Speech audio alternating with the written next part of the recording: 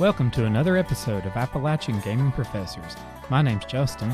And I'm Jeff. And on today's episode, a gaming one, we'll be discussing Bethesda's Wolfenstein: New Order as part of our 2-week exploration of World War II alternative history. And as always, our podcast is out to discuss, analyze, and criticize games in conjunction with literature and film. But first, we're going to be jumping into our weekly segment we like to call Weekly Nerd Talk. So, what have you been up to? Oh man, well, it's been about a week and a half or so since we last recorded. I've been up to a ton of stuff. Yeah, so I found a new gaming addiction. It's called Everybody's Golf on PlayStation 4. It's the most positive, upbeat golf game you would ever play. Like, it makes me feel so good about myself. Yeah, you can just be having a really dreary day, and like, I'll come home and play a hole of golf. Watch, I have the case here because I pulled it off his TV stand where he has it prominently displayed. Yes. And the back of it says, "It's tea time." A variety of unique online and offline game modes, character customization options, and fun activities other than golf. I haven't got to the fun activities other than golf yet. Simply riveting. Yeah. I think you have don't you have the golf game on PlayStation Vita? I do. Yeah, I've never played it. It's the same developer as that. It's a very fun game. It'll put you in a good mood if you've had a bad day. It just says Japan Studio. Yeah, Sony's Japan Studio. There's another one that says Clap Hans. So it's one of those two. Yeah, it's a lot of fun. It's just one of those games you can turn on and play and turn your brain off, which is a nice thing sometimes. What else have I played? Good God, too much. I started playing Yakuza 0, which is prequel story to Yakuza Kiwami, which just came out a week or so ago. It's a lot of fun as well. That's something you would enjoy. We could get you into it one of these days. Probably. Let's see, what else have I done? Yeah, I've been teaching a lot the past couple of weeks. I've taught Dante's Inferno, and I'm teaching Paradise Lost this week. Yeah, teaching into the wind here, so to speak. I'm making lots of dry jokes no one laughs at, such as John Milton, is to Kellyanne Conway, Oliver Cromwell is to Donald Trump. I thought it was really damn clever, Nobody laughed. I was just like such a happy, vibrant man, and then my shoulders sagged, and I just left the classroom and went and cried salty tears. I've got some interesting stories about some of my classes. One, just as a brief aside, recently got my hair buzzed again. I'm a very, very bald man, in case any of you haven't ever seen a picture of me out there. Just Google my name. I'm the second Jeff Yeager that you'll find on Google. Below Jeff Yeager, the ultimate hoarder. Yes. Is he actually a hoarder? Yes. Yeah, he makes stuff out of garbage, and he became famous for it. There's another Justin Brooks, but he's like an old weightlifter, bodybuilder type guy. Yeah, but needless to say, I'm a very, very bald man. So I just got a buzz cut because I like to own my baldness. I don't like to pretend, that I've still got it. So I got a buzz cut, and I walked into my class one morning. One of my students said, "Damn, Professor Yeager, you're bald." Well, and I said, "No shit." Yeah, that was pretty much my answer. He said, "You know what you need to do? You need to get a tattoo on the top of your skull." I was like, when you go to prison, maybe he can work on that. I kind of doubt that'll help me much on the academic job market, But thanks for your input. These damn millennials. Yeah. So that's a story from the past week. What else have I done? Well, while we're on your academic pursuits, do you want to tell them about your wonderful students this week? I don't want to rag too much on them. mostly good kids. I've got one class that is extremely hyper, like the one I just described, and my other class is like farting into the wind, you know. Yeah, trying to get them interested in anything. Yeah, I think some of them are interested. They're just extreme introverts, you know, which I get, you know, but I'm trying, guys. I'm trying. I'm reaching my hand out to you. Let me guide you to the pursuit of knowledge. Yeah, I'm trying to make you understand. I'm sure they're really listening to this. I'm trying to make you understand that texts, you know, are fun. They're good kids. They actually do the reading. Oh, that's good. They're just extremely shy, which is challenging as a teacher. I hate lecturing to my students. I prefer to engage them in intellectual conversation. But I've had to become a full lecturer this semester, which is a challenge, especially if I don't know, if I'm not an expert on the text. Like Dante's Inferno, I just read that again. I haven't read that in the last 10 years. I haven't engaged with any scholarship on it. So it was kind of hard to lecture on that when I'm not an expert. Yeah, that's understandable. But Paradise Lost, I was able to give a very in-depth sort of lecture today. It's a good class. I'm having fun, even if I'm a lone voice in the wilderness. As far as that goes, my brother has bought Destiny 2. We could share accounts pretty much on PlayStation. I never liked Destiny 1. I'm very skeptical about that, but I always enjoy like having a multiplayer game to play with my brother and friends. We'll see how that goes. I'm kind of guessing I'll probably play it, pick it up for like 5 hours, and then drop it. Probably what I'll do. Money well spent. Yeah, well, it's his money. It's his money. Yeah.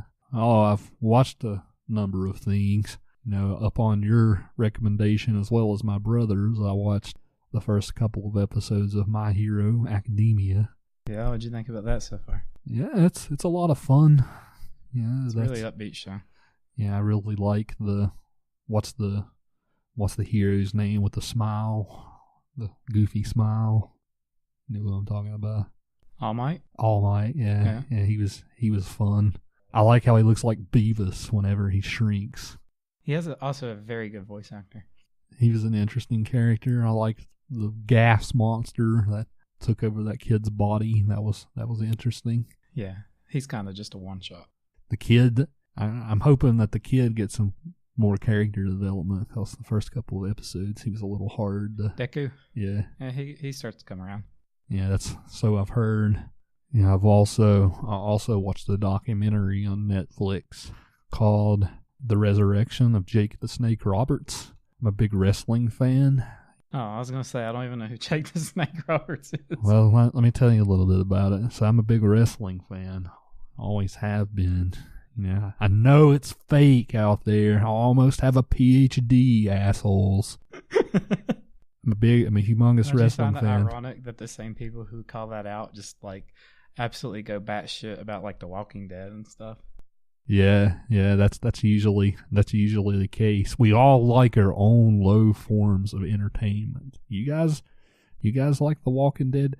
Let's not even pick on The Walking Dead, because The Walking Dead has good stories. That was our last podcast. You guys like Harry Potter? I like wrestling. Okay? You're gonna go there? Yes. Yes, I'm going there. You guys like Harry? You like the Hunger Games? That's fake too. I like wrestling. It's a nice soap opera. Okay. You know, part of it's fake and part of it isn't. That's something these obnoxious people don't realize as well. You know, these guys actually do have to have a lot of physical strength. They have to have a lot of dexterity. I mean, Jeffrey, you could have went with like a James Franco movie and insulted him a little bit, but no, you had to go after the Harry Potter fans, who we all know are devoted listeners of Appalachian Gaming Professors. Well, nothing against Harry, but if you like Harry and you make fun of wrestling, you know, poo on you. Okay. You know, so I started watching this documentary, and it's one of the saddest things I've ever watched in my life. Just because people like to make fun of wrestling and say it's fake, but most of the time when these wrestlers finish their careers, they're just broken shells of human beings. And at the beginning of the movie, we find him he kind of looks like he lives in their neck of the woods. He's just got this beat down looking house. He weighs like 300 pounds, and he's hooked on drugs and stuff at the beginning. It really broke my heart. It's just like seeing, you watch these people on TV when you're a kid and then seeing them in this sad shape. He goes into like his childhood and whatnot. He had a really traumatic childhood, where his father actually beat him half the time. His stepmother raped him. So he's always had this sort of complex. He's never good enough. He got hooked on drugs, and another former wrestler named Diamond Dallas Page, he runs a yoga company called DDP Yoga. And the movie's pretty much about how it shows him getting Jake, back to normal life. Jake goes down from like 300 pounds to about 230 in the movie. He gets in decent shape. He gets off of drugs. He has a few relapses. The movie's pretty much about, he's going to have to always deal with that addiction in his mind. He has a few relapses. It's a really uplifting documentary. It made me tear up, cry some manly tears, for my boy Jake the Snake Roberts. So I definitely recommend it. Yeah, It sounds like a good human story. Yeah, if any of you out there have struggled with depression or things like that, this movie is a nice sort of look into that former wrestler's point of view. These people are large. These guys play larger than life characters, and then seeing the human side of them is something we don't normally see. It was a wonderful documentary. Yeah, that's about it. What about you? What are you doing, or what have you been doing? Reading a lot of manga, like a ton. See, I watched through Attack on Titan because I was looking for something to do. I had free time last week. I'll just rewatch that series because I haven't watched season 2 yet. And I'm sure you don't even know what that is. I've heard of it, yeah. It's a super popular anime at the moment. It's based on a manga series, which almost all anime is. They have actually said they're coming out making a season 3, so I figured I'd get back into it. I know the source material, the manga itself, is getting pretty far along with the story. I watched through the first 2 seasons, had a blast.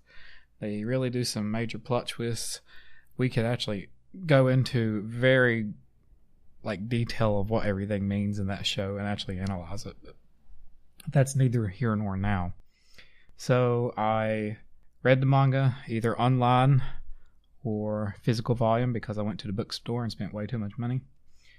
And I'm caught up with this month, because it's a monthly release chapter. So I read I think the manga left off around chapter 60. No, it left off around chapter 51. And it has 91 right now. So I read 40 chapters of manga on that. And then I bought a back special edition of Junji Ito's Uzumaki, and I've read most of the way through that. He is an extremely disturbing person sometimes. Kind of feel gross after I read some of those because some of the stuff that he tackles is morbid. I could go into details, but I would sound like a freaking crazy person talking about it. We talked about cannibals every week. No, this is so in one story there's mosquitoes and they're attacking the town residents, specifically pregnant women, and they're corrupted by the spiral. There's whole towns haunted by spirals, and so these mosquitoes are flying around the spirals and hypnotizing people and passing out before they suck their blood, and they infect these pregnant women, and these pregnant women basically become vampires.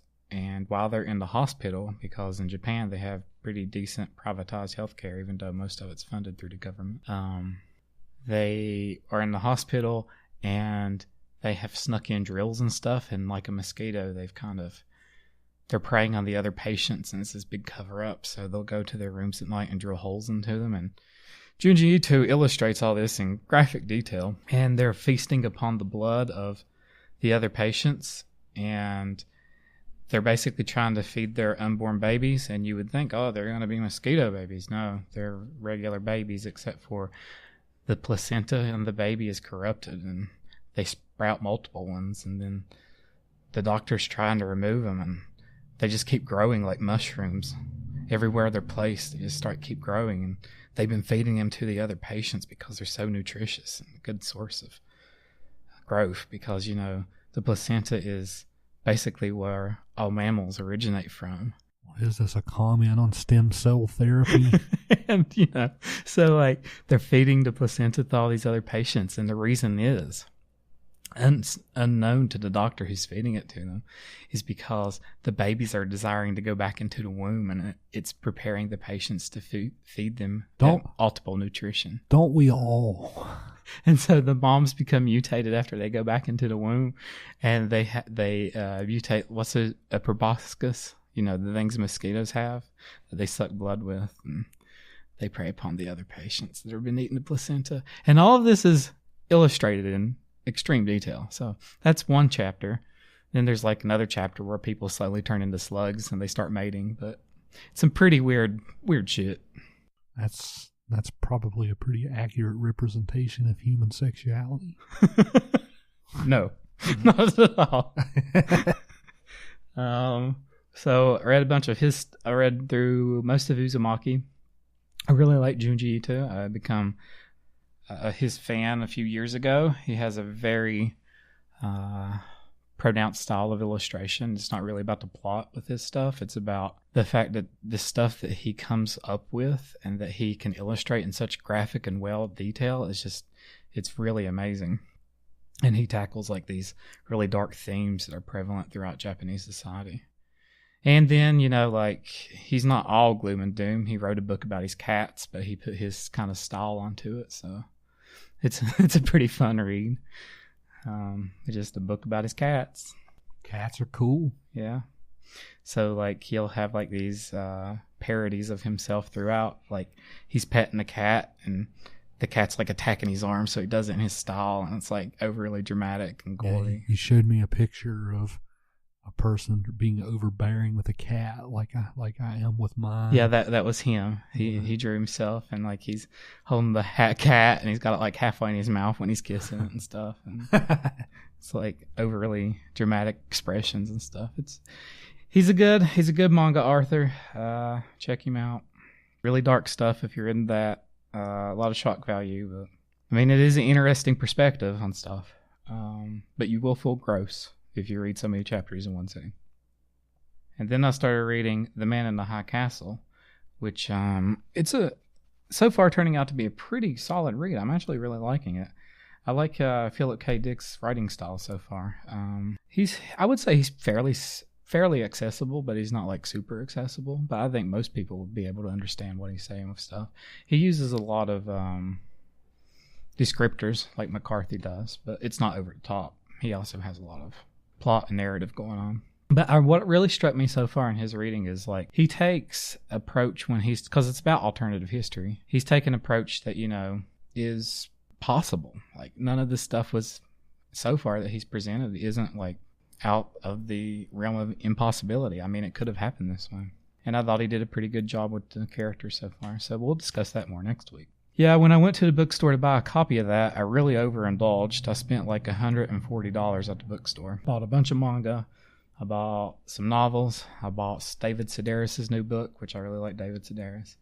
And let's see, also bought some other Philip K. Dick novels. I bought Do Androids Dream of Electric Sheep? I've heard of that. Yeah, it's pretty well known cyberpunk sci-fi novel. I've read the synopsis, but I haven't actually read it. I'm looking forward to digging into that one later. And you know what I'm mostly lamenting right now is the fact that I overspent all that money on books, and it came out this week, and I forgot, and we haven't went and seen it yet. Yeah, I've not yet seen it either. And as a huge Stephen King fan, and in fact that it's getting all these good reviews, that's something I really want to do. Well, we'll get to it. What else have you done? Have you played any games? Briefly, I played the usuals. Darkest Dungeon, more of that. Yeah, I'm almost finished with that, actually. That game took quite a while. I'm on like the last few dungeons. A little bit of grinding left, but not much. Of course, you played Wolfenstein for today. I played through Wolfenstein. We'll get on to my analysis and opinions of that later. Besides that, played PUBG with my friends, some. Just the usuals. I haven't really played anything out of the ordinary this week or new. Video game junk food. Yeah, that's basically a good way to describe it. Haven't really had the desire to start anything. I've just been wanting to read and watch stuff. That's a good thing sometimes. Yeah. I mean, since we started this, I've really gotten back into reading. So there's like a bunch of stuff, like even like easy reads, like manga and stuff. That's all I want to do right now. So that's what I've been doing with my free time mostly. I neglected to mention a few moments ago that I finished watching the new Twin Peaks show as well. What was your final thoughts on that? You know, it started out a little wonky, you know, but it eventually came around to where he reintroduced a lot of the old characters. And of course, it's David Lynch, so, you know, he still has his own trademark weirdness and ambiguity. Well, yeah, you know, that's like what Twin Peaks is about, though. Yeah, this new show still went above and beyond, I think, what the old show was as far as trying to purposefully confuse the viewer, you know. But I still enjoyed it. You know, it was a wonderful exercise in directing. You know, David Lynch never fails as far as giving, you know, aesthetically pleasing film. You know, he's always challenging the viewer. You know, I don't want to go into spoilers in case somebody hasn't watched the show. I know you haven't watched the show yet. Well, let's not talk about the last season, but we can talk about like maybe the first few if you wanted to. But I was going to say, because I mean that's been out forever if you haven't seen it. Right. But the very first time that I watched Twin Peaks, like I watched the first episode, I was like, man, this is an amazing show.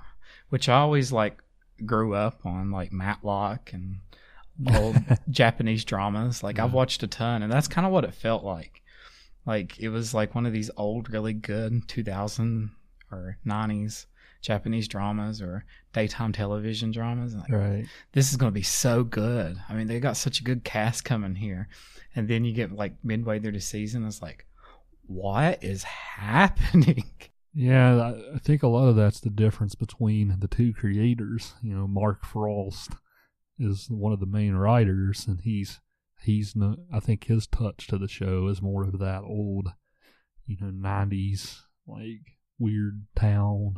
I love stuff like that. Everybody's got their quirks. Yeah, I love stuff like that. So I was eating it up. I think that's more Frost's contribution to the show. Lynch's contribution to the show is what you have more issues with, I think. Yeah, most definitely. Yeah, when he introduces all the metaphysical stuff, the Black Lodge, and all of that. I mean, it was good for like entertainment value, I guess, but like it's really super hard to follow, and it's kind of incoherent. And it's like, You still need to watch the new show. It gets extremely incoherent at times. But I mean, I really like the characters. I like Dale Cooper's awesome. Like with his quirks and stuff. Like, just wait for the new show. You get 3 different Dale Coopers. One is an extreme serial killer. One is a clueless, like, shell of a human being who somehow still survives, and one is the real Dale. So yeah, you get lots of Dale in the new show. When I was watching it, I kind of felt like you watched the first 2, right? Yeah, I kind of felt like David Lynch was basically just trying to see how absurd and how far he could take something, and people still watch it. Yeah, that's basically it. Because like I think it was early on, and I'm not like trying to go too far into spoilers or whatever, but basically there's a whole probably 30 minutes dedicated to a woman misplacing her keys. So yeah, they showed a guy sweeping the floor for 10 minutes in one episode. There's an entire episode like showing like nuclear bomb tests in the 1940s. It's like a freaking modern art exhibit. That's pretty much what he was doing. Like David Lynch is pretty much just like, I'm David fucking Lynch, you know. Accept it. I'm like, all right, yeah, you're David Lynch. You know, I will accept you, David. You know, I will watch 20 hours of your exhibition to us. What else do I have to do with my life? So, yeah, it was a great show though. I don't regret watching it. I'm glad we got the revival. I'm hoping that we'll get more more of it, but some of the characters of some of the actors even who have been in this new series have already passed away. Yeah, Lovelady did. Oh man, she had such a, I don't want to spoil it, but there was such a nice sort of memorial to her in the show. It was really. Well, she's kind of a pop culture icon from the originals. They had this scene in the show where they actually kill the log lady off in the new show, and like that the actress actually died not long after filming it, and like it was really just having those two layers together was really heartbreaking. And Albert, who played the wisecracking FBI agent, he passed away as well. Was that the death one? Like the one who couldn't hear? No, that's David Lynch. David Lynch just plays the deaf man. Yeah. Well, now I know. Yeah, that's David. Albert and David Lynch play a key role in the new show. They had this weird thing where David Bowie's character from the show, they brought him back as this weird raspy voice. Yeah, in the Black Lodge or something. That's kind of sad. Yeah, that was pretty sad too. It sounded a little like David, but not too much. Yeah, but I wonder if they got like his son or something to do that. I don't know. It's possible. But yeah, they made lots of references to his character. I don't think he was in the show itself. I think he was in that movie Firewalk with Me. Yeah, he was. Only reason I know that is because I really love David Bowie. Yeah. Yeah, David Lynch and David Bowie were big BFFs, I'm pretty sure. Yeah, so that's the first. I kept forgetting to mention Twin Peaks in the past couple of podcasts, but I've been keeping up with it all summer. It's been a wild ride. Well, I guess that about covers that segment. Let's talk about Wolfenstein: The New Order then. Oh boy. This game, Wolfenstein: The New Order, came out 2014, so it's not too old. Bethesda is the publisher of the game. Machine Games, which is a subsidiary of Bethesda, was the actual developer. I thought we would do this game. This was my choice. I played it for the first time this past summer, and I found it to be sort of an intriguing examination into first-person shooters. One thing we can talk about maybe today is I think it's a little bit of a self-aware parody of the genre. And so as far as the history of the series goes, Wolfenstein was one of the pioneering games in the first-person shooter genre back in the early 90s. It was a PC game. Was it like basically... It was a lot like the early Doom, wasn't right. it? You just go around in like the 3D maze and shoot Nazis and right. Did you do the old Wolfenstein in the new game? Yeah, I caught the Easter egg. Yeah. I did that. It was. I actually thought that was some pretty good polish, honestly. Yeah, so it's sort of a pioneering game in the first-person shooter genre, along with Doom, like you said. Of course, Bethesda bought the rights both to Wolfenstein and Doom. It sort of gave them both a new spark of life. And Duke Nukem, that was one, wasn't it? Duke Nukem as well. Yeah. So when you're thinking of like what this game was, think back to the early 90s PC gaming days. And all the games feature BJ Blazkowich, the brain dead grunt soldier. Yeah, he's an American. America, yeah. America to the core. He kind of looks like John Cena. Yeah, he does. I didn't think about that. In the past games, he was just whoever's perspective you're looking through when you're shooting Nazis. Shooting Nazis, it doesn't take too much thought. We should all shoot Nazis, right? Yeah, there's been lots of Nazis in the news lately. That's one reason why I wanted to do this. We're treading on dangerous territory here. Hell with it. So punching Nazi, shooting Nazis. I mean, we're both lefties, though. So on our podcast, God damn it, we're going to talk about how much we hate Nazis. Yeah, so if you're a Nazi, you're listening to this podcast. We fucking hate you. So get used to it. Yeah, so pretty much. Yeah, but you shoot Nazis in the old games. It's just a lot of fun. The game's called Escape from Castle Wolfenstein.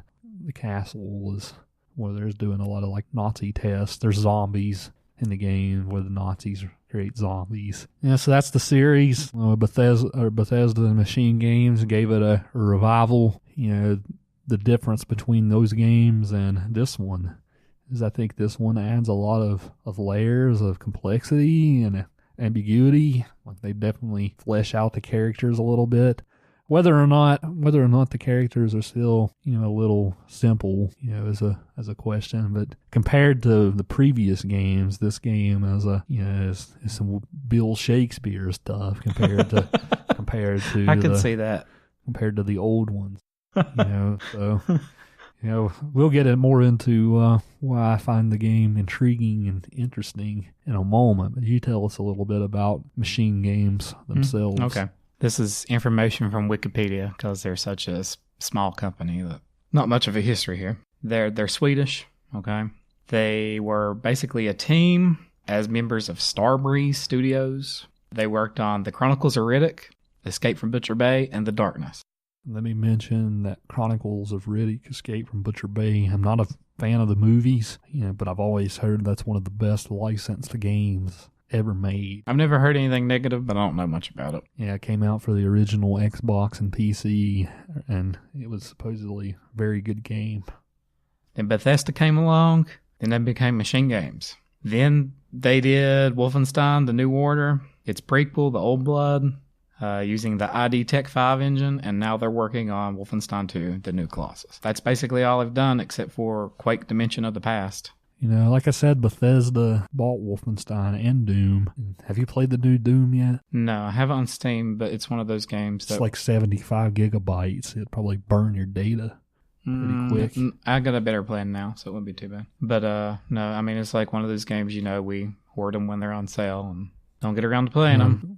Doom is still the same way as it used to be in the early 90s. It's still dumb fun. The protagonist is... I heard it's short. Is it short? Yeah, it's pretty short. Okay. It's dumb fun. The protagonist is still just like killing machine. The game definitely plays on heavy metal sort of vibes. It's got a heavy metal soundtrack. I'll probably play that one weekend when I can't think of anything to do. A lot of your gripes with Wolfenstein's gun combat, I do not think you will have with Doom. Yeah, it's better as far as a shooter goes. That's good. Yeah, but Wolfenstein has a better narrative by far. Yeah, so that's a little bit of the history. Let's get more into the analysis and the substance. Yeah, so just to summarize the game, we're existing in a world in which, the Nazis prevail. The game starts right at the end of the war, pretty much. The Nazis are pushing the Allies back. BJ Blazkowich is an ally. He's an American. So you start the game out. Yeah, so you see this hellish world where the Nazis are prevailing. It's very grim. It's a very grim, gray sort of world. That's one thing. Very gray. That's one thing we'll talk about. I think this is the most gray game I've ever seen. Now I'm thinking about. It's not colorful at all. No. So it's not a game that will make you happy like everybody's golf. Okay. This gray world, there's these great monstrosity machines. You have these iron mech. They're dogs. Dogs, right? They're mecha dogs. They're basically just mecha dogs that have large mouths that chomp stuff and kill it. You have real dogs that have been modified. Yeah, they've been mutated into a super dog. And of course they're what breed are they? German Shepherds. Yeah, they're German Shepherds. The war is ending badly. BJ comes face to face with Death's Head. Who is my favorite character. Yeah, he's a Nazi. He's like experimenting on. He's like a cartoony bad guy, and he's like really over the top. He's pretty much the same as the people in Charlottesville. He's he's just Dr. Evil, He's pretty much the same as the people in Charlottesville, like the weird. Virgin ones. Well, yeah. I don't think they have as much personality as he does. Probably not. Yeah. And he's got an end goal here in his own twisted way. Like he's got an end goal to make things better. Doesn't really justify it, but Yeah, but Death's Head pretty much isn't typical of your regular Nazi. He pretty much gets two of your allies, Fergus, who's a jolly old British man. Yep. And White, who's like a 19-year-old American kid. He's pretty much like, you choose who dies. So the game forces you to choose which one you pick. I picked White. I saved the young the young guy, White, just because I thought he had a lot more life to live. I picked the other guy because he's the only person that I recognized because I couldn't keep up with the introduction of all these characters at once. And he'd been yelling at me the whole entire first part of the game. He's a very jolly British man. My only question is like, at the end, there's this part where it depends on which one you picked. You fight this robot. If you picked the British guy to die, Fergus, does he have the accent? Does the robot have the accent? Yeah. That's funny. Yeah, so you do that, and the game goes into 2 different arcs for some of its side characters. BJ gets injured. He injures his head or something. He spends 15 years in an asylum. Of course, as you can imagine, the Nazis don't take kindly to asylums. It's a sign of weakness. He played it more recently than me. Tell us about how he wakes up from his coma. Okay, so he's in the asylum. He's watched, I think it's how many years? 15? 15. The game picks up again in 1961. So he's been paralyzed in his body for 15 years, and he's slowly fallen in love with this nurse that's been taking care of him, and because she's like been this compassionate soul that looked after him. And the Nazis come in one day. There's this disagreement with the doctor and the staff. They kill her family. Yeah, they're just killing off the nurse's family here, which her dad's the doctor. BJ's watching it before his very eyes, and the Nazis coming up to him, getting ready to shoot him. And, well, the first time, because me, I'm kind of indifferent about this game, I just let him kill me, and I feel like, well, that's my canon ending. But I went back and actually pushed the action prompt and stabbed him or whatever. And, yeah, you can pick up a knife off of your tray and wake up all of a sudden and start stabbing some Nazis. So, yeah, I mean, what better thing to do? What better way to wake up? Very predictable, but it is what it is. The game's not aspiring to be high art by any stretch of the imagination. Yeah, but basically you end up back in Berlin. You meet up with some of your old allies. You got to mention the woman that he fell in love with. He meets up with her, and he's been traveling with her all this time, and he's been doing her on trains. Yeah, that'll be something. In typical Hollywood fashion. I actually think the depiction of sex in the game is worth talking about. Well, we'll talk about it. Yeah, they end up back in Germany. They have a close encounter with a German Nazi officer who's a woman, and they have a very Quentin Tarantino-like scene where she makes him play a card game to see if his blood is pure or not. Yeah. Which is funny because BJ has Jewish origins. Did you ever get that in the game? No, I didn't. BJ has Jewish blood, and so the fact that she did not recognize that he had Jewish blood just because he was blue-eyed and blondie, he's got a buzz cut, but she thought he was an Aryan. You end up back in Berlin, pretty much become a terrorist, to the Nazis. Berlin is constructed as this great iron city. It's a colossus of a city. Imagine the most dystopian gray steel city. Concrete ever and ever. They eventually discover that the concrete has a structural weakness. So you have to go to the concentration camp where the engineer who helped devise this super concrete was. He's a Jew. He's like in this Jewish cult that used to develop all these ancient technologies. Yeah, the game takes a mystical turn. Yeah. Because you find out that the Nazis... He's a Jewish wizard of technology. The Nazis discovered all this ancient technology, that had been forgotten about, and that's how they actually won the war. You can find this man, he leads you to this technology. I think that you get access to the nuclear bombs. You do. Basically, the game ends with you trying to nuke the base of Death's Head. Death's Head, right. Of course, Death's Head is the one who's conducting all these experiments. Yeah, it's basically, BJ kills a bunch of Nazis. He waxes poetically afterwards. BJ has a bit of an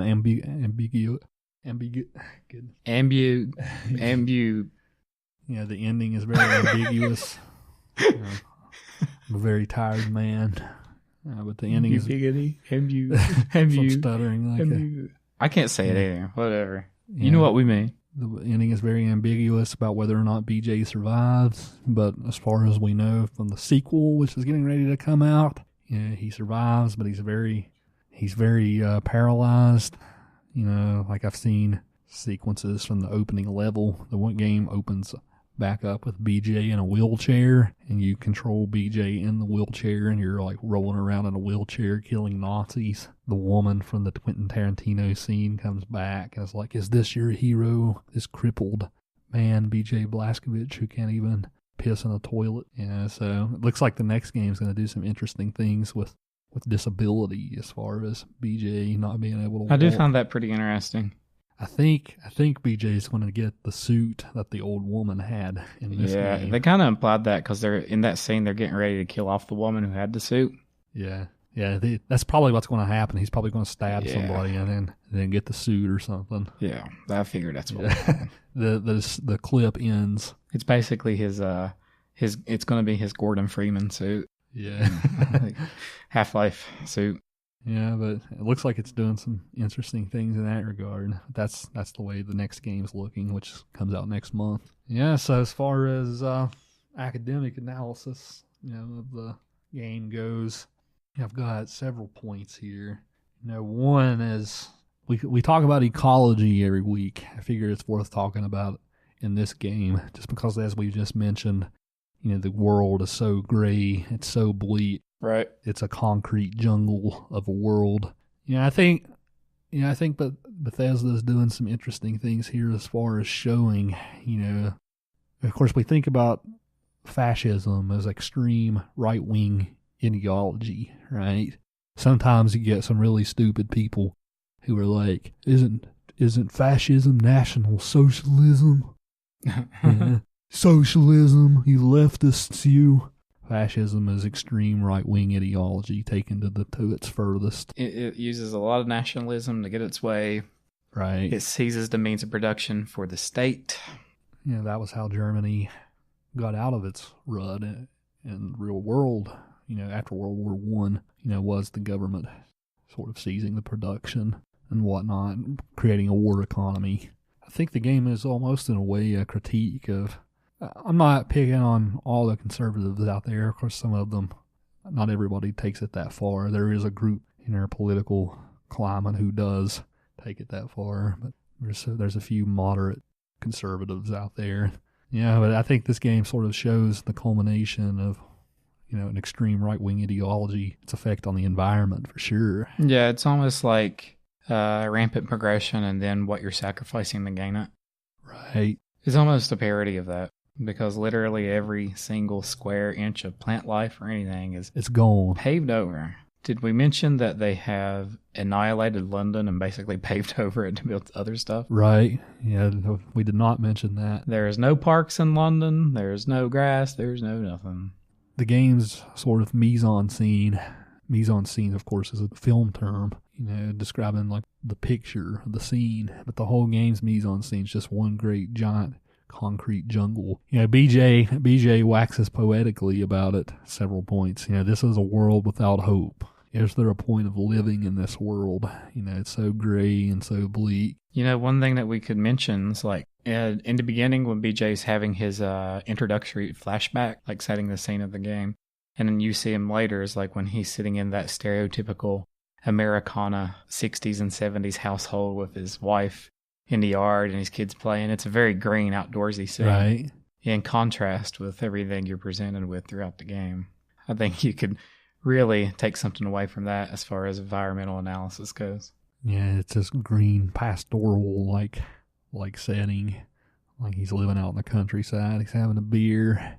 And even if you hot dog. And now that I'm thinking about it, like during the more hopeful moments in the game, they're kind of countryside set. Right, like the at the beginning of the game when he's after he gets out of the asylum and he meets up with his love. That's countryside. Like, of course, extreme right-wing ideology isn't going to even think about the consequences to the environment, right? It's all about production. The environment can be damned in the way of making $1.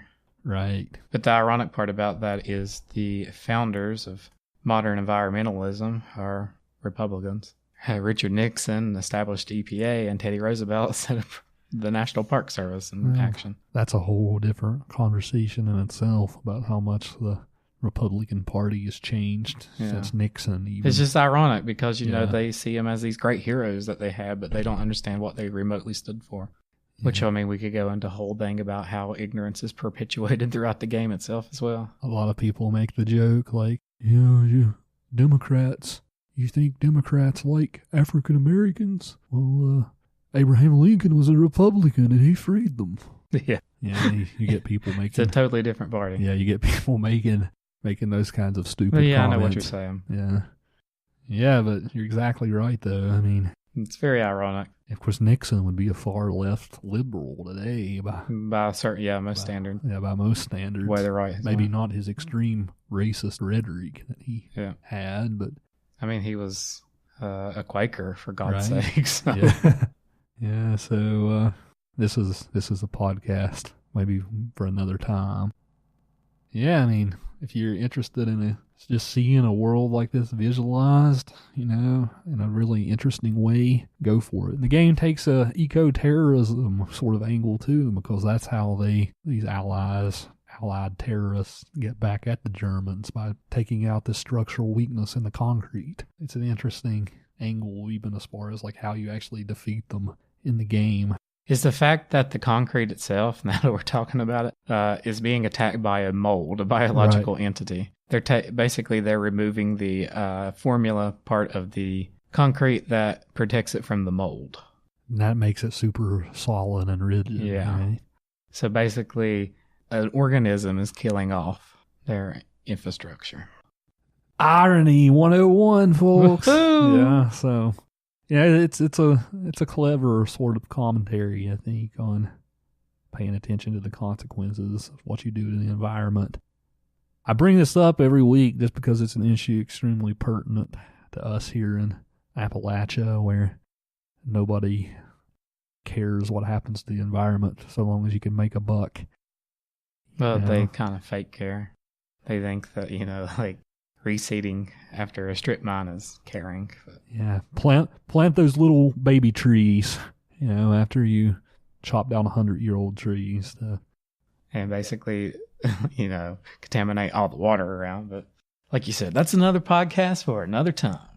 Yeah, like I've mentioned before, the environmental analysis of literature even sort of takes a activist stance. And I don't think Wolfenstein is really trying to get us to go out and vote to save the environment. I'd say most people that this game appeals to are probably Republicans. Yeah, to be honest. Yeah, but it's interesting. Yeah, like I said, I'm skeptical about how much a literary critic can change somebody's mind through.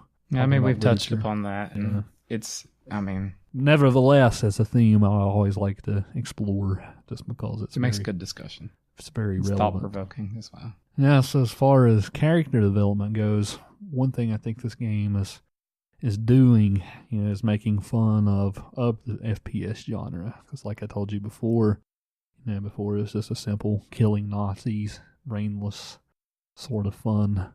Yeah, it's poking fun at the format itself. We forgot to mention BJ goes to the moon. Yeah, BJ goes to the moon. Yeah. They try to make it over as top as possible with the Nazis in their advancement. Yeah, he has a line like, "What's your status, Blazkowich? I'm on the motherfucking moon." I don't think that's them trying to go over the top, you know, just for the sake of going over the top. I think they're doing it to make fun of the genre. What's your thoughts on that as far as the game as a parody of FPS? I mean, it's definitely there. I wouldn't be surprised if there's developers on record saying that it kind of is a parody of the genre itself. Most of my research as far as like what the developers have said, you know, is they wanted to create a character with Blazkowich, you know, who the player could relate to. You know, that's basically as far as...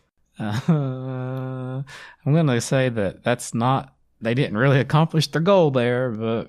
Well, you list your grievances with the game. Gameplay-wise, I thought it was extremely, extremely generic. Like, it's been done 100 times over. As far as plot goes... Well, I mean, just to be a counter-argument, it's an FPS. It's one of the You can still be innovative of FPS. Stealth genre. I mean, look at how innovative Halo was. I mean, it's still a pretty relevant and decent weapon system to this day.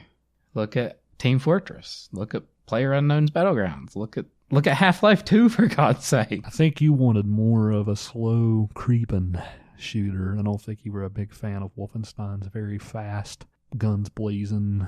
No, not mechanics. really. It's just super generic. You aim, you shoot, stuff dies. You get dual guns, like dual assault weapons. It's not my cup of tea as far as gameplay went. See, I actually enjoyed that because I get really sick of the slow creeping sort of a game like Rainbow Six. I get tired of that super realism feel to these games. I enjoy games that go over the top. Don't even try to pretend to be realistic, like something like Rainbow Six Siege. I mean, you can still have good gameplay and not be realistic.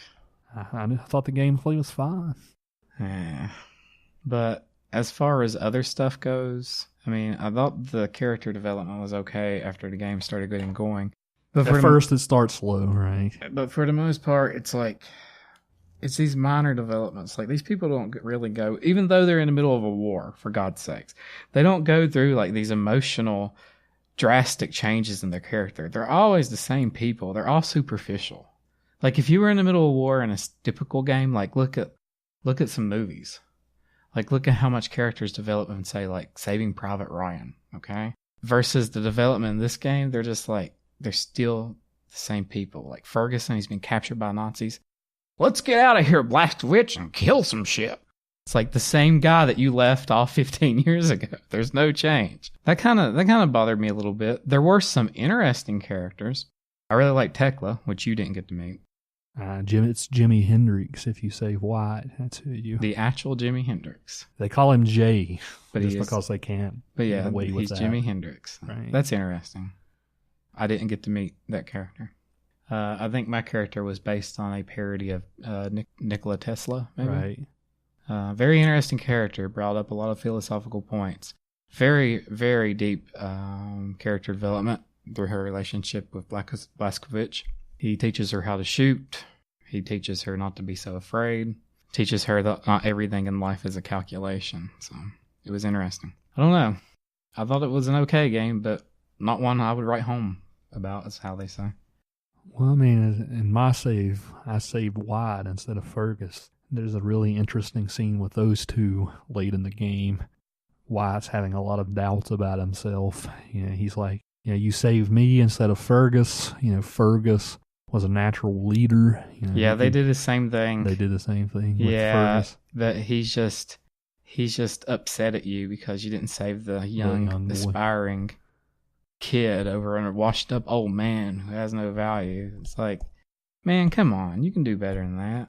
It was a nice sort of little moment that made you think about the consequence of your choice. Of course, it's one of those darned if you do, darned if you don't. Illusion of choice, yeah. Illusion of choice issues. The Jimi Hendrix scene was really cool. Of course, I'm a big Jimi Hendrix fan. BJ and Jimmy get high. Jimmy plays, songs that sort of transcend anything BJ's ever heard. Yeah, of course, BJ has a little soliloquy about it. And it was nice, sort of. It was a pretty cool little scene. And BJ's like, well, in a different kind of world, we could have had music like this. So, yeah, it was a nice little scene as well. Well, mostly the things with Tekla involved fate and illusion of free will and the existential crisis of humanity. So, the game is all about the existential crisis of humanity. BJ is one walking existential crisis. So that's basically the themes that she was really focused on. It is interesting, though, as far as gameplay goes, that they gave you such a different experience as far as side narrative, depending on your choice there. And normally you just pick a mission and then go do it or something. Yeah, that is interesting. One thing I found interesting about the game is BJ's sort of soliloquies that he always gives. He waxes poetic lots of times about like the violence of war. He gives lots of similes and metaphors. He's almost quotable sometimes. Right. Yeah, I can me pull up some BJ Blazkowich quotes. Yeah, so he says stuff through the game like, "This war is a disease passed through blood split by warriors. I feel the winds from the gathering storm." He gives lots of little speeches throughout the game. At the beginning of the game, he says, "It's the break of dawn, July 16th, 1946. Everything's gone to shit. The Nazi war machine is advancing at an astonishing rate. We can't catch up. Our tactics are failing, outclassed and outgunned, and no one knows why. People are getting desperate. Not me. I'm here to see an old friend and settle a score." During the sex scene you mentioned between him and Anya, like there's one of many. He mentions, like, in this world of this gray, bleak world, it's important to even like feel something, even if that something is hopeless. Developing a relationship with her, in this world, led by Nazis, like, even if you can't really develop that relationship to its full culmination, who would want to have children in this world, right? But the sexual act between them, it's just even being able to even feel something in this world that's doesn't have any more hope. I found that to be goes into showing the sexual acts and stuff. But I found that monologue interesting. Like, imagine living in a world like that. So basically, they tackled two different audiences here. The frat boys who just want to see some video game tits, and the people who want to think about stuff. Well, I mean, you always have to think about like how artfully is sex depicted. They don't. It wasn't there just to be there. That's the point I'm making. They did have some introspection. It is later, though. Well, like they have a nice little scene together right before BJ goes off on an apparent suicide mission to Death's Heads, right? No, they had another one. She's like interrupting him, and she's like, "I need you for a minute," and then they go bang it out, and everybody's listening to them. Good for them. It's fan service. Good for them. Most of the time in the game, if it does have it, I think that's the point. It's making a commentary, and they're human beings. BJ isn't just he isn't just a grunt.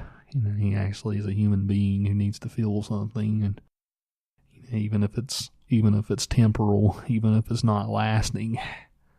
In the new game, apparently she's pregnant, so there's going to be lots of suspense there as far as, I don't know if she'll get captured or anything like that. So you're probably going to play the son in the sequel. That might happen, yeah. I don't know if it'll pick up in like 1980 or something. That's how these things tend to go. I would be disappointed if we didn't have more BJ. That would make sense if your prediction. Yeah, so, I mean, it's a war story. Justin pointed out, some, it's not, this isn't Bill Shakespeare, by any stretch of the imagination, but for a first-person shooter game, you gotta think here, what first-person shooter game do 95% of the gamer population play? Stuff like Call of Duty, right? Well, Half-Life 2, but... Well, that's those nerd kids on PC. Well, no, right? Half-Life 2 is on everything. What game sells millions upon millions of units every year with a yearly release? It's things like Call of Duty. It's things like Battlefield. Those games, right? That's the bro shooter. Yeah. The fact that this game does take it more above and beyond that typical narrative, kill those terrorists, right? The fact it does go above and beyond that, I respect it, right? Even if it does have a few flaws. I don't know if you have any thoughts on that. I pretty much agree with you there. I think you're more of an FPS fan than me in general, but this game even helped me get back into FPSs. Like, here's a game with an interesting narrative. It's not the usual trite stuff that comes out every year. true. There's other games. I don't think you just haven't been exposed, but there's quite a few other that does this. Yeah, plus, like I said, the reason why we wanted to do this month in the first place, fascism's in the air in America these days. And it's also a story of alternative history. Yeah, it's a story of alternative history as well. Alternative history is also something we should mention. One reason why we wanted to do this is there are so many arguments even about even American history right now, with the Civil War monuments being taken down.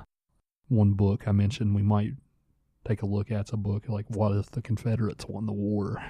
Like somebody goes back in time and gives General Lee machine guns. And that's they win the war that way. Yeah, but there's so much of, even in our American culture today, with that, of course, the Confederate flag is seen as a symbol of like Southern pride and things like that, rather than a symbol of racism. I don't think you want me going down this path. Well, it's seen that way, but as we know, even General Lee, had lots of slaves. He had, he had a symbol, awful ways of treating them. A symbol, its meaning is dictated by the majority of the people that use it. Nazis pretty much took a Hindu symbol and turned it into something totally different. Right. You can say it's about Southern pride, but when it was originally established to mean something totally different, and a lot of people cling to that. Yes, they're tearing down the monuments of Lee and Jackson, and people say, well, that's history.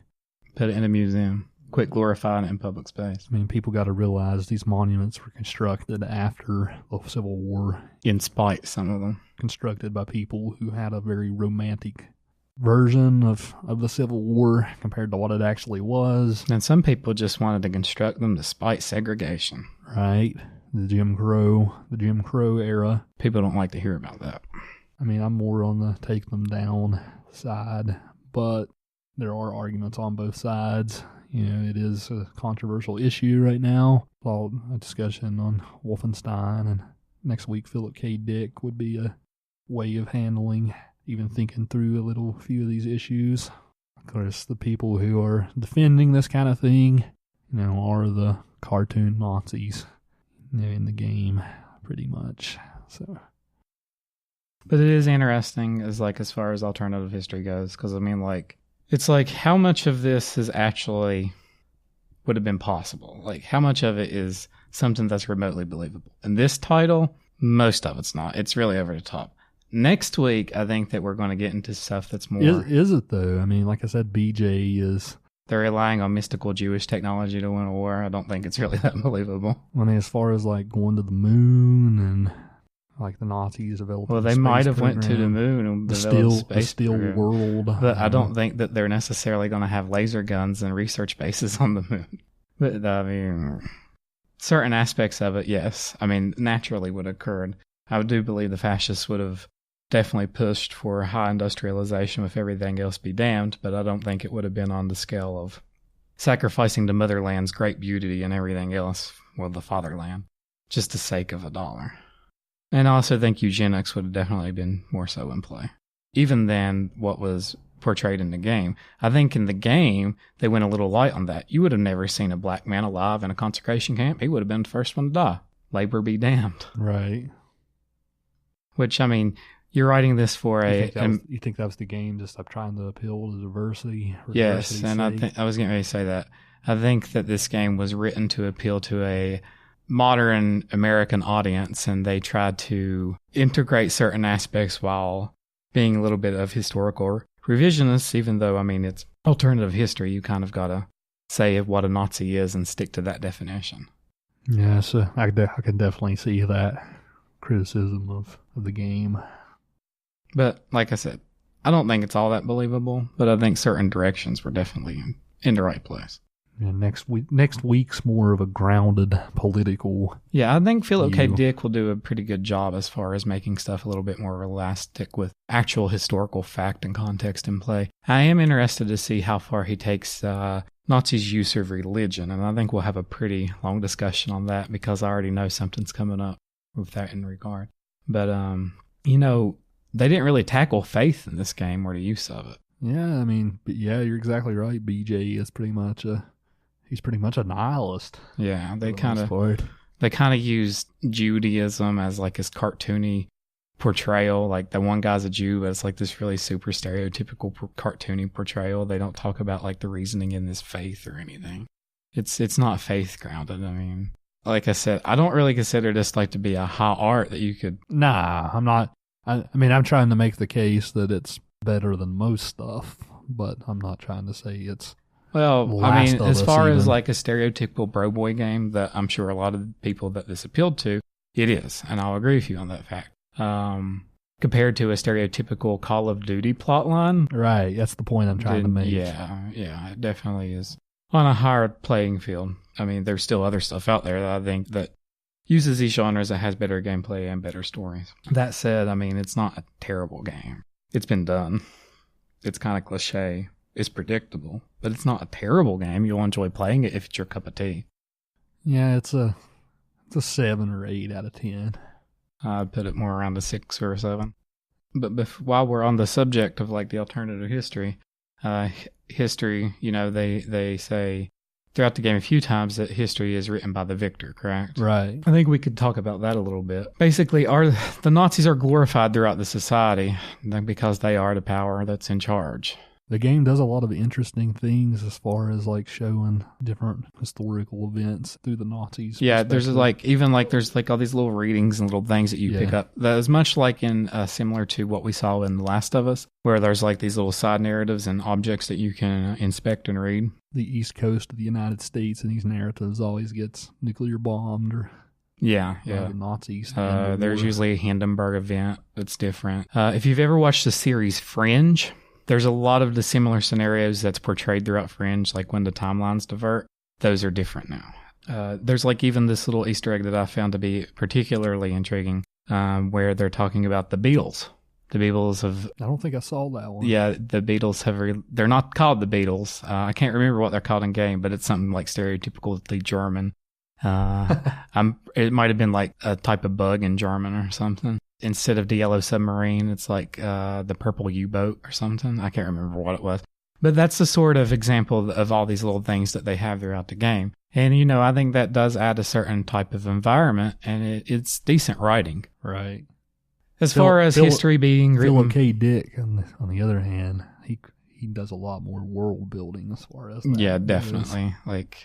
I think we're really going to enjoy that one next week. But as far as history being written by the victors, that's definitely in there. The only individual in the whole universe that kind of is like in disbelief that the Germans have won because he's been in the coma for 15 years is BJ. BJ is like the only one who isn't really with terms, them being like in charge. I mean, you go say Fergus and everybody in my playthrough, but even he is like, well, the Nazis are in charge now. It's an interesting perspective of seeing, the person who's been in a coma versus somebody that's lived it every day since then. Right. And I think that directly reflects, the victors have written history the way they want. Yeah, I raise a question, though. I mean, there's lots of different ways you can view history, lots of lenses you can put on it. You can put history as the victors, a Marxist view of history, a materialist view of history. There's lots of ways you can look at history. I do wonder if history is actually written by the victors sometimes. I mean, just like look at the Civil War. Sometimes I think that's almost like a cliche. Right. I think it appeals to a certain type of person who doesn't really want to critically analyze things from different perspectives. Honestly, kind of a lazy cliche. Right. But it's definitely presented in the game like that. Yeah, you have the Whig view of history. There's tons of views of history. And I would strongly agree with you on that. Different groups and different factions politically see history as in different lights. Some people might see a history that is portrayed as a victory by some, be an absolute crisis.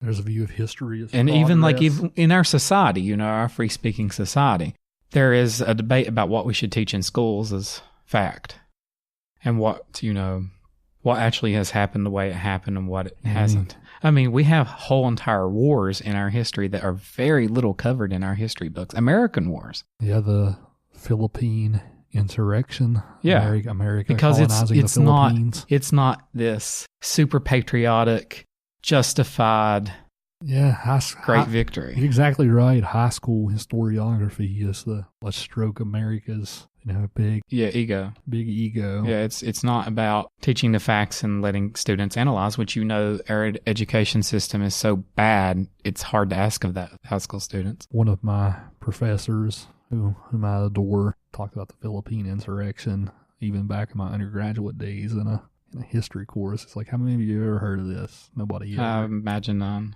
Yeah, I do. I've done the same thing in my courses because I'm an American literature scholar. People, I'll ask them, who's heard of this? Nobody.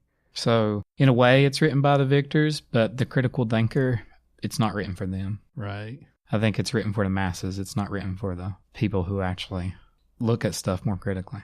And I think the game kind of portrays that. I think you could say that BJ is a character who kind of analyzes things more critically, whereas the masses and everybody else that's lived through it are kind of, this is our way of life now.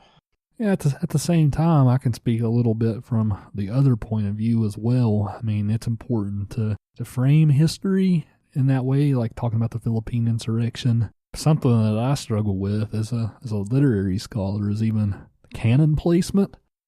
So, like, for instance, if I was teaching a course... You mean those guns that shoot really big? Oh, yeah, man. It's like that scene in the Mel Gibson movie with the cannonball. We're kind of using high literary terms here. Canon is basically... Who's your list of the greatest writers in history? That's what we mean by canon. Like the Victorian era, the canon was William Shakespeare. Actually, Milton would have been the greatest writer in English history if you were in the Victorian era. Shakespeare was second. Yeah. Okay. And now it's more Shakespeare over Milton. Yeah. It's funny how our perceptions change. And depending on your values at the time, that's a canon. And we talked a little bit before about there's constant expansion of the canon. Before it used to be old, dead white guys. Well, let's put it in terms they probably understand more. The canon of our nation probably like 100 years ago was... Nathaniel Hawthorne and... Mark Twain. Stuff like that. And Nathaniel Hawthorne, Mark Twain, Edgar Allan Poe, all those people are still in, right? Yes, but they're not... They've been expanded upon. They're not the... Some writers were popular 100 years ago, and you never hear about them today. And it depends on the values of the time. So one thing I struggle with in creating a syllabus, so like for instance, I teach the American literature course before the Civil War, and 95% of the courses out there like that. I've looked over hundreds of syllabi. 95% of the courses, they all have diversity. So like you'll get things like slave narratives. Mm-hmm. You'll get things like Fanny Fern, but you don't get any accounts of Southern fiction writers other than Edgar Allan Poe. That's true. That is true. So that is a different sort of history being written by the victors, because there actually was, decent literature that came out. Sometimes that literature, especially if it came from the South, sometimes those writers were inherently racist, but because of that, they've been completely erased from the canon. So, like, for instance, one writer that I like to read, William Gilmore Simms, he actually wrote the Patriot, the story from The Patriot, the Mel Gibson movie. He was the most best-selling author of his time. They called him the Cooper of the South. Of course, James Fenimore Cooper, who wrote Last of the Mohicans. Which, I mean, Jeffrey, like, the zeitgeist of the time was to be racist. How much can you hold it against them? That's my point exactly, right? If their culture is still relevant and it still tells something you can take value from. This is still an issue Americans struggle with today. So I think it's important to look at writers like that. But other people will disagree with me. Well, I think it's political more than anything. Trust me. When I talk to somebody that's like all pro Southern heritage and stuff, and basically they're like all about how the South built our nation and stuff, I said, if you want to really thank the person and the lineage that built your nation, you need to go thank a black man. Right. I mean, you should hold the slaves in much higher honor than you did these Confederates, because they're the ones that built the nation on their sweat and blood. Right. So trust me, I'm very... Thank the Chinese immigrant who helped build the railroad. I'm not all about glorifying the Southern past at all. But at the same time, I'm not about glorifying it by including writers like Sims, but at the same time, I think it's important to understand it. Yeah, that you hold it as part of the canon at the time. I mean, you just can't say that it didn't happen, and you can take value from the writing. Yeah, I mean, I don't even think a lot of people say it didn't happen. It's just a matter of these people have ugly views. Well, if you're ignoring it and you're not teaching it, then you're pretty much condemning it to history of never happening.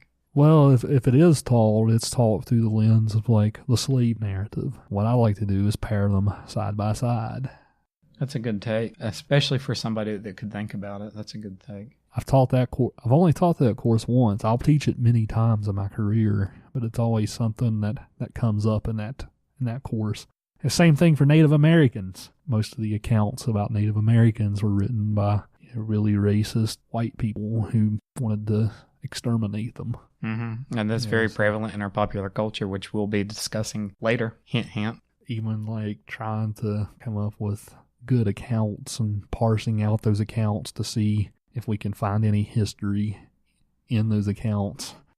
That's always a difficult exercise as well. While we're on that subject, I just want to point out that, there was a lot of eugenics involved back then. And, there's a lot of people who glorify that time in our history, and they don't like those Nazis, though, and look what the Nazis stood for. Right, yeah. Back in the 1910s, 1920s, there was a eugenics movement in America. There's many people that came on record that would say eugenically that Native Americans were inferior to the white. Some of our canonical writers, like Theodore Dreiser, was a proponent of eugenics. It just amazes me how ignorant people are sometimes. Yeah.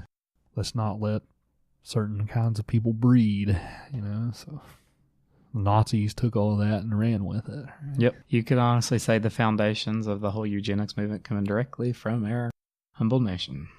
You're not wrong. Again, that's history you don't get in high school, folks. No. Yeah, so I feel bad sometimes for people who don't get more of a nuanced view of history and at the university level. Of course, as you know, we're just liberals indoctrinating. The scary thing is they're more loud and they vote more. We're just evil commies indoctrinating America's youth. Okay, well, we've rambled and rambled. And I think it's all good stuff, though. Yeah.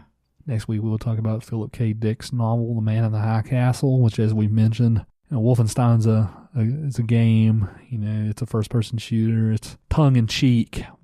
Man in the High Castle is more of a serious meditation. Definitely a much more nuanced political world. And we need to say that most of this is set in Europe. Like the setting itself, it's a very European take on things. Wolfenstein definitely takes place in Europe. The new Colossus Part 2 takes place in America, which I'll be interested to see.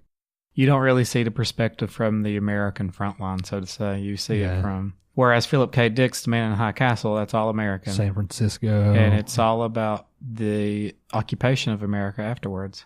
And then Japan and Germany run into some... Yeah, we'll be talking not only about the Nazis and Germans, we'll be talking about the imperialist Japanese. Right. And I'm excited.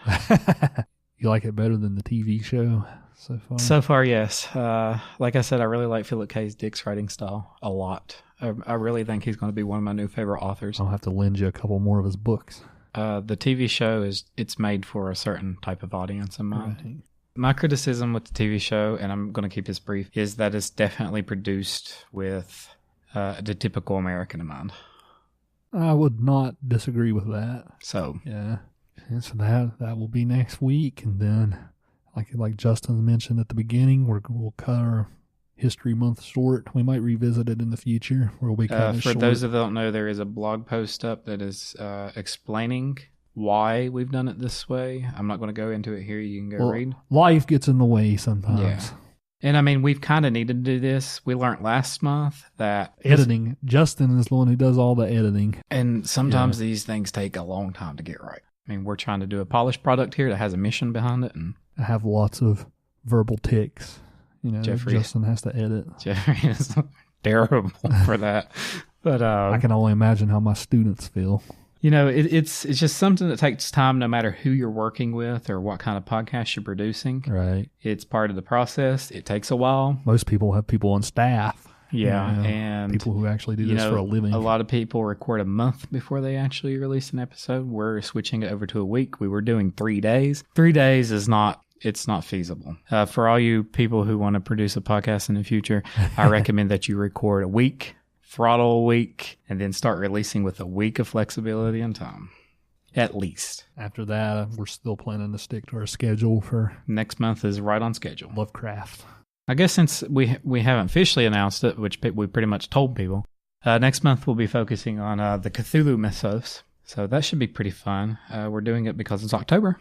Yeah, Lovecraft fits into the conversation we've even had about the canon. And racism and everything. Right. So, H.P. Lovecraft's a very interesting author. He has a huge preference in popular culture, even to this day. I would say that he is almost beyond the likes of some of the older, more established authors that we've seen. I'm more of a Lovecraft fan than a Poe fan. Yeah, sure. I mean, I'm not. I'm a pretty big Poe fan, but that's just because I haven't really been exposed to Lovecraft. This is all going to be a just wait new month for me. I've played a lot of stuff over time that's been based on his mythos. Even Sam & Max has a lot of Lovecraftian elements to it. But would you read Lovecraft in an average English course? Absolutely not. He's very, very prevalent throughout our culture, especially popular culture. It's hard not to walk a mile in pop culture and not stumble over some Lovecraft. Very hard. So he's one of the greats, definitely. He's in South Park. He's in Family Guy, even that kind of stuff. You'll see more Lovecraft than you would Mark Twain. Yeah. Especially nowadays.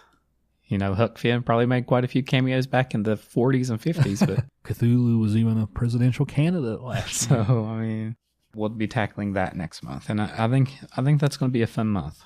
Well, hope you guys enjoyed listening to the show. You can listen to us on all the podcast services. Subscribe to us. Give us a like. Give us a review. That helps all the algorithms. Hope you enjoyed the show. Look forward to next time. So before we leave you this week, we're going to leave you with a poem as usual. Jeffrey, if you want to go ahead and introduce the author and the title. Our poem this week is called Come Up From the Fields, Father, by one of our great American poets, Walt Whitman. Come up from the fields, Father, here's a letter from our Pete. And come to the front door, Mother, here's a letter from thy dear son. Lo, 'tis autumn. Lo, where the trees, deeper green, yellower and redder, cool and sweet in Ohio's villages with leaves fluttering in the moderate wind, where apples ripe in the orchards hang and grapes on the trellised vines. Smell you the smell of the grapes on the vines? Smell you the buckwheat where the bees were lately buzzing? Above all, lo, the sky so calm, so transparent after the rain and with wondrous clouds. Below, too, all calm, all vital and beautiful, and the farm prospers well. Down in the fields, all prospers well. But now from the fields come, Father, come at the daughter's call, and come to the entry, Mother, to the front door come right away. Fast as she can, she hurries, something ominous, her steps trembling. She does not tarry to smooth her hair, nor adjust her cap. Open the envelope quickly. Oh, this is not our son's writing, yet his name is signed. Oh, a strange hand writes for our dear son, oh, stricken mother's soul. All swims before her eyes, flashes with black, she catches the main words only. Sentence is broken. Gunshot wound in the breast. Cavalry skirmish. Taken to hospital. At present low, but will soon be better. Ah, now the simple figure to me, amid all teeming and wealthy Ohio, with all its cities and farms. Sickly white in the face and dull in the head, very faint by the jamb of a door leans. Grieve not so, dear mother, the just-grown daughter speaks through her sobs. The little sisters huddle around, speechless and dismayed. So, dearest mother, the letter says Pete will soon be better. Alas, poor boy, he will never be better. Nor may he needs to be better, that brave and simple soul.